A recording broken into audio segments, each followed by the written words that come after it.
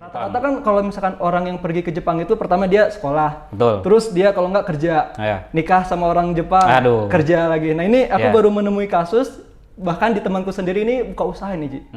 Ini no hate ya sebenarnya, no offense gitu ya. Kalau misalkan kalian-kalian yang suka nonton kontennya Jerome Pauline gitu ya, biasanya di YouTube gitu, itu kayak konten entertainment gitu kan, edukasi seputar Jepang dan lain sebagainya. Bisa saya berani bilang gitu kan, itu baru cuman sekitar 1%-nya aja Jepang gitu sebenarnya. Tadi sampai kameranya kepotong loh. Aduh, tapi ini lawak ini. At least buat kalian semua ini kita record ulang lagi. Iya, ini kita record ulang terus kita udah mulai kehilangan semangat kelihatan kayaknya. Tapi udahlah, kita lanjut dulu aja. Oke, halo guys, bagaimana kabarnya? Mudah-mudahan teman-teman dimanapun berada sehat-sehat selalu ya. Oke, sekarang aku ini bersama sahabat baikku nih dari SMA. Ada siapa ini? Boleh kenalan dulu gak sih sama teman-teman ini? Tapi sebenarnya Uji ini pernah ada di videoku sebelumnya ya. Nah, di video-video itu kita sharing-sharing tentang pengalaman di Jepang. Yang mana? Yang itu ya? Yang, oh iya, waktu itu kita berempat ya? Nah, tapi waktu itu kan masih Zoom ya, masih pakai Zoom. Nah, ini kebetulan karena kita udah sama-sama di Indonesia nih, kita mau sharing secara offline. Dan ini temanya podcast dan disponsori oleh CEO dari Pradipa.co. belum jadi CEO, Son. Masih ya sebutannya founder juga bukan, sebenarnya ya saya cuma nyebutnya ini lebih senang nyebut owner aja sih sebenarnya sih gitu. Kalau founder tuh kayak istilahnya kita itu punya beban gitu loh, Son. Kayak terbebani harus kayak wah ini orang nih founder nih gitu, CEO nih keren nih kayaknya punya usaha, padahal belum gitu kan. Ini aja bertahap gitu kan, ini aja duit aja habis nih buat apa beli equipment sebenarnya, alat-alat nih buat rekaman begini-begini gitu. Mantap sih, tapi ini udah at least ini keren banget sih kalau kata aku, dari persiapan alhamdulillah untuk membangun sebuah startup ya. Keren. Sebenarnya balik lagi karena udah keburu beli gear ya istilahnya gitu kan. Jadi udah keburu bagus gearnya, nah makanya terpaksa harus bagus juga gitu, Son. Mantap sih. Sebetulnya gitulah. Mantap. Oh, boleh dong perkenalan dulu, Ji, sama buat teman-teman nih yang belum tahu Uji nih. Oh iya, perkenalan dulu boleh deh. Jadi gini, saya Ahmad Ridwan Fauzi sebenarnya. Udah lama temenan dari Mas Sony gitu ya. Kita sempat satu SMA ya waktu itu ya. Di SMA 1 Cianjur ya waktu itu, angkatan 2012 gitu ya. Tapi baru betul-betul kita itu punya, karena kita punya masalah yang sama di Jepang sebenarnya gitu kan. Ya bos yang aneh-aneh gitu kan dan lain sebagainya, makanya kita suka curhat gitu kan. Bahkan kita bikin WhatsApp grup sendiri ya untuk di grup Semansa gitu kan. Nah, jadi waktu itu kita kalau Sony itu kebetulan jalurnya melalui sebagai Kenshusei ya, sebagai pemagang di Jepang. Kalau saya jalurnya sebenarnya sebagai mahasiswa waktu itu kebetulan mahasiswa S2 mengambil teknik informatika di Hokkaido University di Jepang. Gitu. Nah, sekarang tuh Uji tuh mau melanjutkan lagi nih pendidikannya di Business Administration ya. Insya Allah. Mudah-mudahan nanti bisa saling tukar sharing pikiran ya, karena nanti kita sama-sama mau MBA nih, amin. Siap. Insya Allah. Rencananya mau di Perancis ya? Rencananya di Perancis nanti, nama kampusnya EdHack Business School. Mantap. Sebenarnya di bawahnya yang top 1 gitu, sedikit. Gak apa-apa, cuma sedikit doang gitu. Ya, karena memang yang top 1 sendiri harganya mahal, tahu sendiri lah gitu kan. Dari segi branding mereka udah punya nama gitu, jadi makanya mereka berani ngeset harga mahal, makanya ya udahlah kalau buat MBA saya cari yang lebih murah aja gitu. Mantap. Dan rencananya tuh mau berangkat bulan September ini aja ya? Bulan September ini insya Allah. Aduh, aku mulai Agustus, Uji mulai September baru aja kemarin kita pulang dari Jepang ke Indonesia, ketemu dan kita bakal balik lagi ke tujuannya masing-masing. Uji ke Perancis, aku ke Jogja. Ya betul. Tapi Bapak ini yang lebih luar biasa sebenarnya, karena dia ini baru pulang Jepang Februari kemarin, Agustusnya udah langsung masuk kuliah lagi 6 bulan, luar biasa. Saya nggak bisa kayak gitu.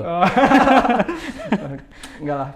Oke, nih Ji, ngomong-ngomong mengenai Jepang nih Ji, kan aku pernah sempat tahu nih cerita dari kamu bahwa Uji itu pernah buka usaha ya di Jepang. Pernah buka usaha di Jepang. Rata-rata kan kalau misalkan orang yang pergi ke Jepang itu pertama dia sekolah, terus dia kalau nggak kerja, nikah sama orang Jepang, kerja lagi. Nah ini aku baru menemui kasus, bahkan di temanku sendiri ini buka usaha nih Ji.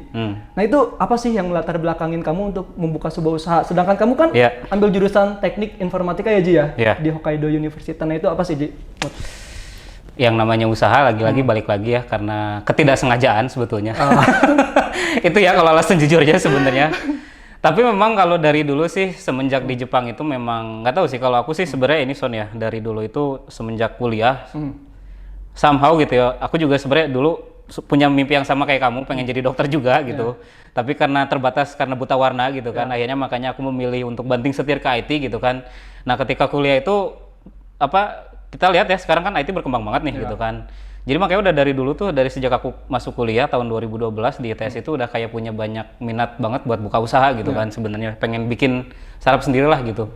Cuma kalau dari dulu tuh ya namanya masih muda ya, kayak keterbatasan mental gitu kan, terus memang kita juga biasanya kayak punya ego masing-masing sendiri gitu kan, walaupun udah punya teman yang kayak saling tertarik tapi mereka belum komit gitu ya satu sama lain gitu. Nah akhirnya waktu di Jepang juga aku juga masih punya niat untuk kayak pengen buka usaha tapi nggak tahu apa gitu waktu itu sebenarnya. Nah baru ketika di tahun 2018 sekitar kalau nggak salah ya Desember itu ada tiba-tiba masuk ke DM aku itu lewat line gitu kan, ada orang Indonesia gitu kan, kok tiba-tiba ngasih tahu ke aku dia mau buka usaha gitu kan, ini orang siapa gitu kan. Foto profilnya aja nggak ada, item gitu kan, ya apa jangan-jangan pengen scam lagi nih orang Indonesia yang kayak pengen nipu tapi di Jepang dia gitu loh. Kamu jadi secret admirer Uji kan? Iya secret admirer, siapa tahu gitu kan, nggak lah, nggak sampai ke sana gitu. Tiba-tiba, nah jadi si orang ini tuh tiba-tiba ngontak langsung lewat line gitu kan, bro ada kayak ide usaha yang pengen aku jalanin gitu, dia bilang kayak gitu. Nah kebetulan nih kalau bisa dilihat tuh yang tadi ya. Yang ini nih. Ini ya. Oke. Siapa itu namanya? Itu namanya Salim sebutannya ya. Kalau aku sih nyebutnya Jason ya waktu itu ya. Jadi si Jason ini dia tiba-tiba ngontak ke aku waktu itu sekitar kalau nggak salah itu hampir kira-kira seminggu sebelum Natal ya, Desember. Aku masih ingat itu, dia ngontak aku, terus diajak ketemu di Konbini. Kamu mau Konbini ya? Jadi Konbini itu convenience store ya, guys. Minimarket lah ya. Minimarket sebutannya gitu ya kalau di Jepang. Nah dia langsung kita meeting di sana, pengen buka usaha nggak gitu kan misalnya. Aku tertarik karena memang aku juga pengen buka usaha gitu kan. Terus kita deal-dealan bagi persentase usaha 50% keuntungannya gitu di awal ya. Nah setelah itu baru ada satu orang lagi nih, orang Azerbaijan yang ini, dia dari Azerbaijan, dan ketika aku cerita ke teman-teman pun mereka rata-rata ketawa karena cukup random gitu ya istilahnya. Aku bisa partneran sama orang Azerbaijan gitu.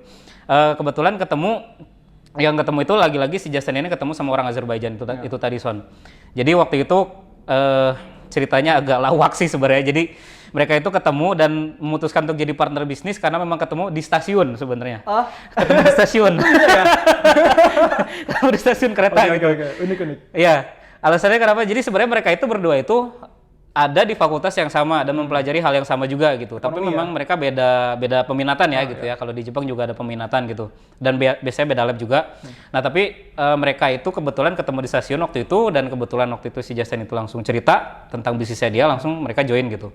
Dan akhirnya waktu itu kita dibagi 3 ya pada saat itu ya. Jadi orang Jepangnya sebelah kiri ini pada awal kalinya itu belum ada sebenarnya. Kita baru bertiga. Baru bertiga ya. Itu. Jadi semakin berkembang itu orang Jepang ini direkrut berarti. Orang Jepang ini direkrut. Karena waktu itu kebetulan kita dapat investment ya ini dari Open Network Club Hokkaido ya. Sesuai dengan gambar ini. Nah, itu kita dapat investment, tapi kalau di Jepang itu syaratnya untuk mendapatkan sebuah pemodalan gitu kan. Kita harus berdiri dulu sebagai perusahaan ya. Kabushiki Gaisha sebutannya PT di Jepang. Dan pada saat itu kita kebetulan memboyong dia untuk supaya jadi PT gitu. Dan kalau nggak salah ini Uji itu membuat startup dengan teman-teman itu berbentuk platform kayak perbelanjaan online kayak gitu ya. Perbelanjaan online, Tokopedia, Amazon, atau misalkan kalau di Jepang itu ada yang terkenal itu seperti Mercari ya. Mercari, betul. Ya, boleh di-spill sedikit nggak tentang perusahaannya nih, Ji? Boleh banget. Jadi sebenarnya awalnya itu perusahaannya namanya Kita Labs ya tadi ya. Nah, tapi itu nama PT-nya. Nah, ini produk yang kita buat, tugaijin.com. Kebetulan waktu itu si Jason itu dari pertama kali kita meeting tadi ya, setelah tadi saya udah jelasin gitu ya. Dia itu ngejelasin tentang ide untuk membuang barang bekas gitu sebutannya. Tapi kan kalau di Jepang, kalau kita tahu ya, membuang barang bekas itu kan kita harus pasang stiker dulu gitu kan. Terus setelah pasang stiker baru nanti diambil dan diangkut sama yang tukang sampahnya gitu ya sebutannya ya. Nah, itu kan sayang gitu. Dan seringkali barang-barangnya itu ada di kondisi sekitar 90% gitu.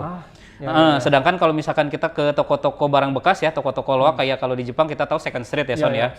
Second Street dan lain sebagainya lagi, ada lagi sebenarnya mereka cuma mau menerima barang-barang yang at least kondisinya itu ada di atas sekitar 95% lah.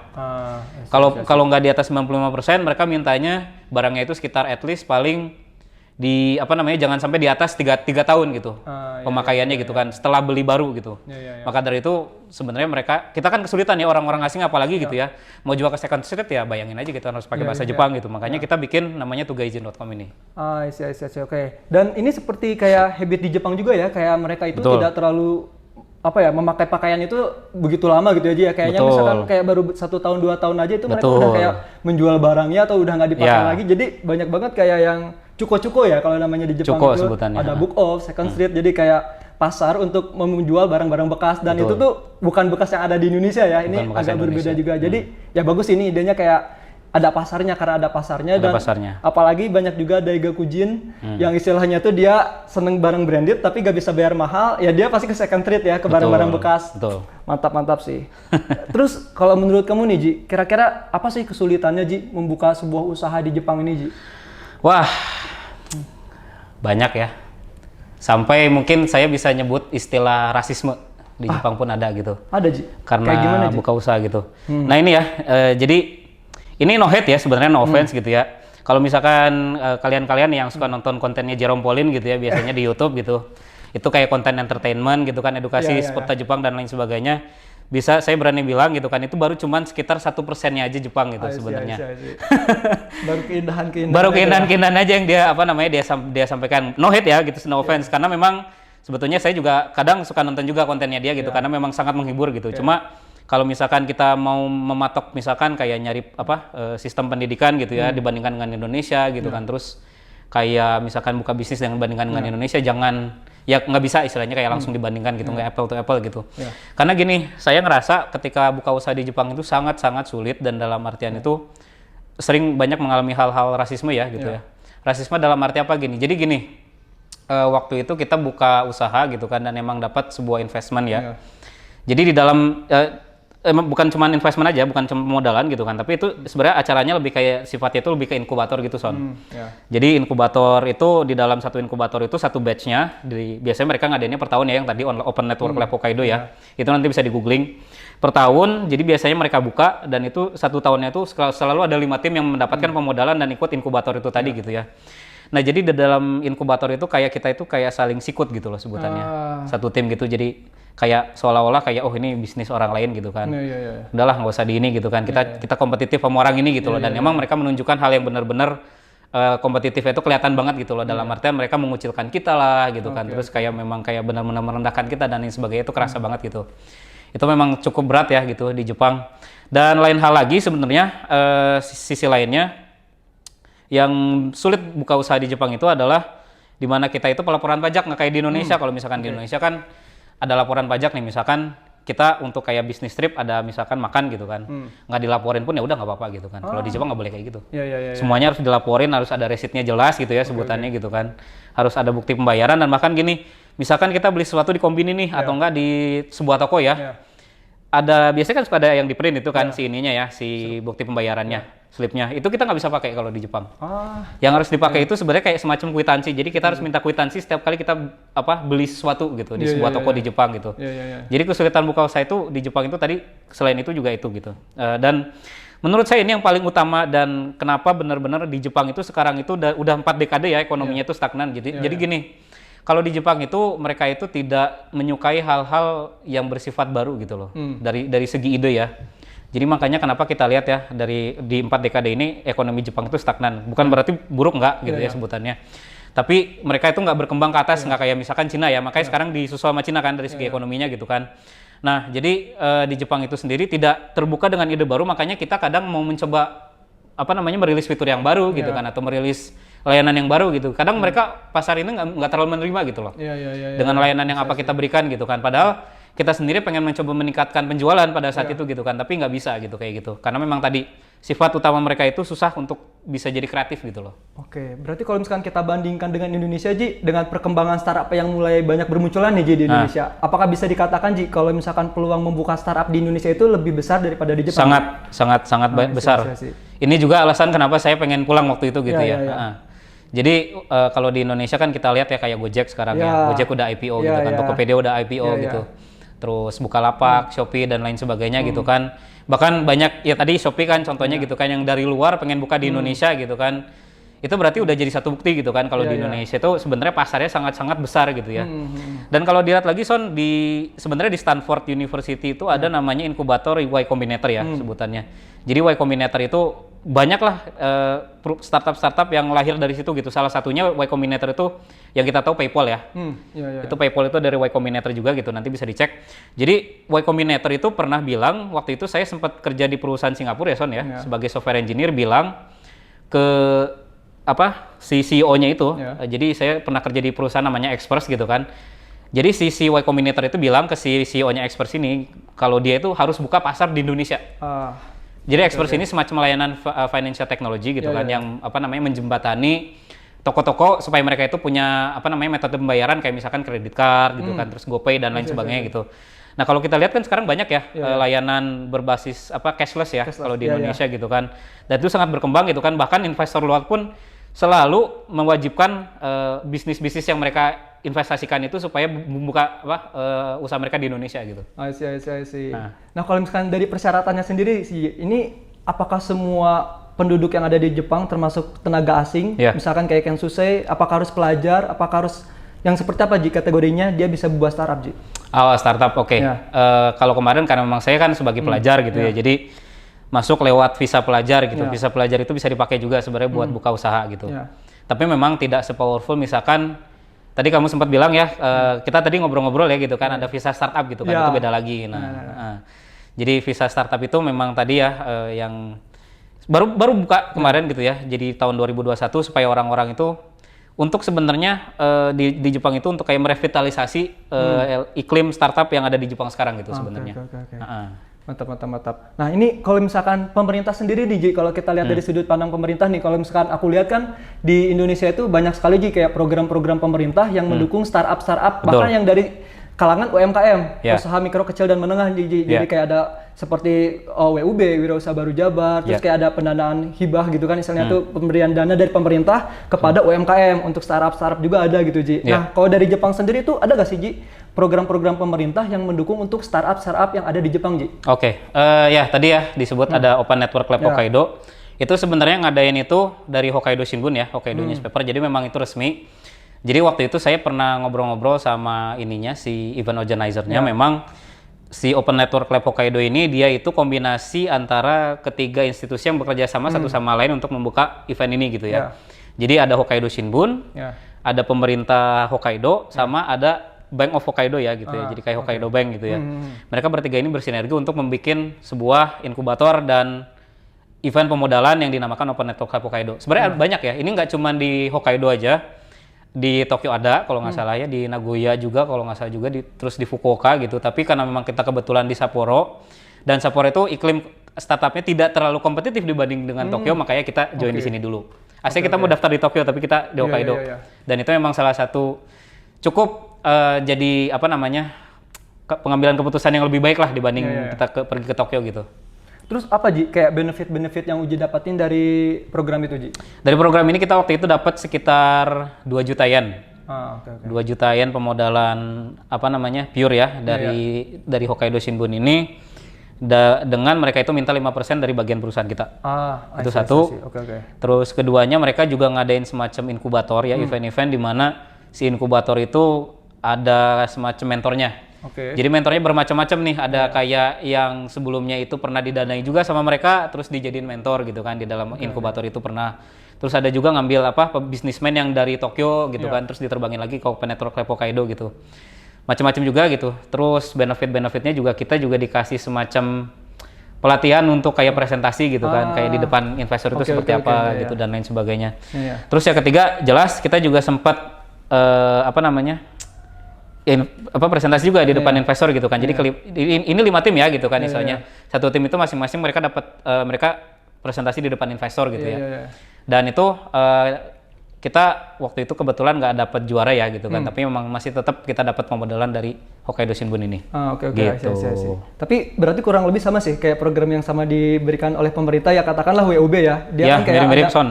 Nah, jadi kayak dia ada pemberian materi, terus ada mentor juga, dan istilahnya itu ada presentasi bisnis juga, dan lain sebagainya. Dan apalagi yang kemarin-kemarin mulai agak trending itu yang dia dari WMM, Wirausaha Muda Mandiri. Ya, itu paling terkenal tuh. Nah, itu yang, kalau ini kan dari Bang Hokkaido ya? Dari Hokkaido Newspaper. Kalau misalkan WMM itu kan dari Bank Mandiri sendiri ya, jadi dia dapat hibah, terus dia dapat kayak sponsor kayak iklan kayak gitu dan lain sebagainya, dan itu menurut aku penting banget sih istilahnya itu buat teman-teman yang punya startup dan istilahnya tuh ingin berkembang mengikuti program tersebut. Itu mantap banget sih, kayak ke Baba Raffi, terus kayak kemarin yang kayak Alang Properties kayak gitu kan, itu mantap sih itu wirausaha.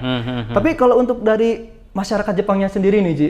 Kalau misalkan aku lihat kan uji ini berkelompok ada 4 orang dan hanya 1 orang Jepang gitu Ji. Kalau dari interestnya sendiri mahasiswa orang Jepang itu terhadap startup atau terhadap membangun sebuah bisnis itu bagaimana Ji? Susah lagi-lagi ya, susah. Jadi gini ya, balik lagi ya alasannya kenapa. Jadi dari edukasi sendiri Son.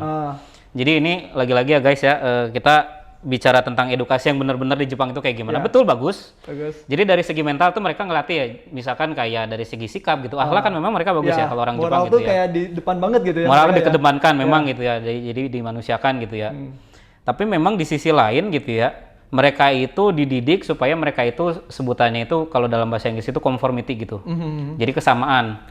Jadi gini, orang Jepang itu memang dari segi apa namanya society itu masyarakat ya Son ya, sebenarnya mereka kan lebih kayak kolektivis. Kolektivis dalam artian gini, kalau misalkan kamu menyimpang dari norma yang ada di masyarakat, kamu akan dikucilkan oleh mereka gitu kan. Jadi itulah yang dididik di Jepang ya guys ya. Jadi kebanyakan di Jepang itu mereka mendidik kesamaan. Bukan kreativitas. Jadi maka dari itu sebenarnya ini juga nyambung gitu ya. Ini dari sistem edukasi mereka. Jadi kayak karena memang mereka betul ya sistematis memang gitu kan. Tapi kaku orang-orangnya gitu loh. Dan itu memang kita pernah ya waktu itu ya datang ke sebuah toko gitu di Second Street gitu ya. Kadang saya itu sampai iba ngelihat kayak anak kecil yang kayak aduh baik gitu sebenarnya kelihatannya. Tapi memang ketika mereka sudah dewasa itu mereka kayak seolah-olah ketika memang mereka pengen ada ide baru dan memang mereka pengen mengeksekusi ide baru mereka gitu, mereka kayak semacam ditekan gitu loh. Betul. Sama orang-orang ya, sama masyarakat gitu Son ya gitu. Sedih makanya aku lihatnya gitu.